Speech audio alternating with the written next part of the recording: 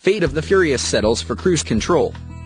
Paul Walker's untimely death forced the Fast and Furious franchise into a rare moment of sobriety, an interlude that hits the brakes with the Fate of the Furious.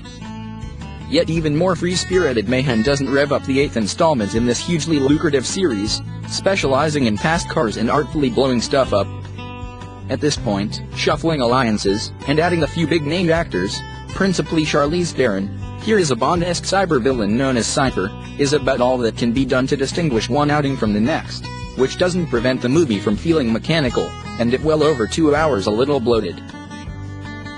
With nuclear weapons in the mix, nobody can accuse this latest adventure of playing for small stakes.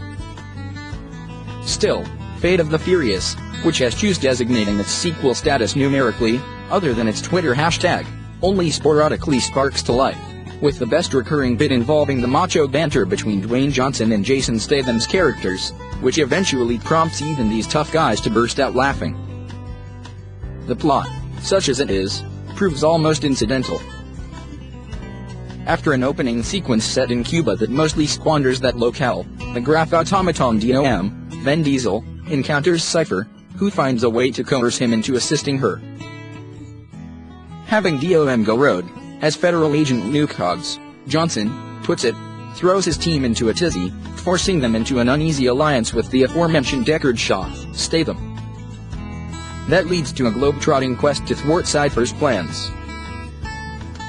Even by the standards of the genre, the storytelling is occasionally clunky in one instance, awkwardly transitioning almost mid-scene into an action sequence in Berlin, as if director F.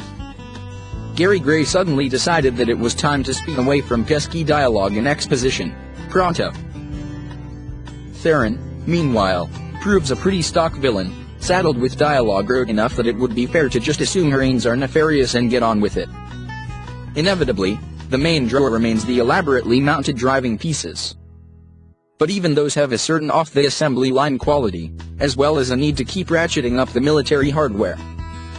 By the time the heroes are chasing a nuclear submarine, the excitement factor is on fairly thin ice.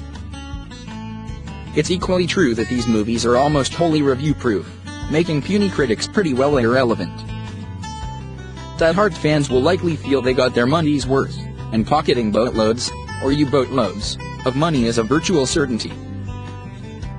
Although these movies have become a major franchise with more sequels already lined up, there's room to maneuver even within the confines of a formula.